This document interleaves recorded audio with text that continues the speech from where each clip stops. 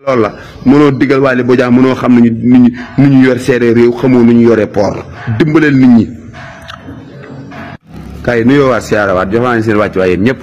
jox naa seen wàccuwaay yéen ñëpp damaa defoon léegi vidéo ci Père Bécaye Mbaye ndax Waly Bodian dana jëlee na 500 personnes fële port Père Bécaye rek daa mel ne xol ba naqari na lool ndax nee na loolu du social. Père Bécaye port ni ngeen fa nekkee woon ndax yow APR nga bokk na ngeen fa nekkee woon ay militant ngeen fa doon yóbbu mais xolle woon compétence jàllale woon ko ci yoon. Waly Bodian am na droit ñëw def audit képp koo xam ne na nga duggee port baaxul mu soqi sànni ci àll ba mooy directeur port lu ko neex lay def ca port ba képp koo xam ne contrat ba nga duggee port baaxul dana la génne sa wax ji du ci man dara. dan laa rus nag ngir sa doom nit ku ne war ngaa kun lay ruse am nga kun lay ruse nag muy Modou Mbaye sa doom waaye kon wax ji dana gën a njagas. Père Bécaye su ma sañoon ma su ma la bañoon a wax nag naa fekk nga dama naan la naa fekk nga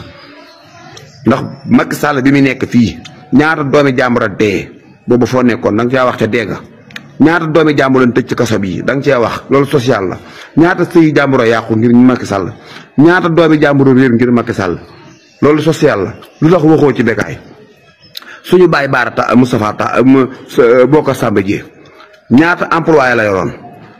ngeen Macky Sall di xool ñu teg suñu bàyyi Bocar Samba Dièye injustice ba daaneel entreprise am ñaata employé la yoroon. Moustapha Yacine dëkkoon Touba Moustapha Yacine taaliba Serigne Saliou boobu nga xam ne ñaata doomu aadama la yoroon loolu leen dimbalee di leen jàppale Macky Sall teg ko injustice ba mu génn àddina boobu Bécaye waxoo. Cheikh Sey dëkk Touba nga xëy ne bawol yëpp daanaka moo leen entreprise société bi gënoon a mag bawol moom Cheikh Sey ko moom muy Touba gaz ñaata employé la yoroon Macky Sall di ko teg injustice ba nang station yu bari boobu foo nekkoon Bécaye wala loolu social la. baarataal injustice buñ ko tegut ci réew mi nga fekk ko amut ndax loolu social la lu tax waxoo ci Bécaye. Cheikh Amar barki démb injustice bu ko Macky Sall tegut ngir daaneel ko tas mbooloom tas entreprise am boobu Bécaye yaa ngi fi wax nga Cheikh Amar ba tàyyi mu lay dimbale lu tax ngay xulli ban tas entreprise société am loolu social la naata nit lañ fa jëlee loolu social la lu tax waxoo ci état bi da nga leen a jubluwut Bécaye mais mënoo ci ñoom dara mbokk te yi nga wax ci dégg bi te gaynde yi naan wax naa leen ba tàyyi yow lu ñaala gaynaagu xamoo ko yow leen rek la ñu digloo sa xalaat. combat bii loo ci gis nga ne da koo caxabal da koo mboot da koo ndéngéej yooyu rek nga xam ci sa àddina ba nga juddoo di Bécaye ba léegi loolu rek lan la xam xamuñ la ci dara lu baax doone yàlla neen doone yonente bi nee na fépp fu ñuy waxtaane yàlla doo fa jaar amoo fa soxla ci caaxaan rek Balla Gaye Modou Lo def na ko nii def na ko kese Bécaye loolu du àddina xam nga foofu lañ lay digloo sa xalaat bu xasee ba dugg ci stade bi moom den diglu say conseil mais réew mi ni muy doxee intéressé wu la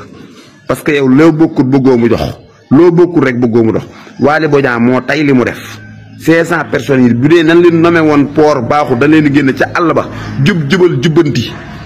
Waly Bodian inspecteur de impôt la woon dafa jàng ba jeexal téeréem xam li muy def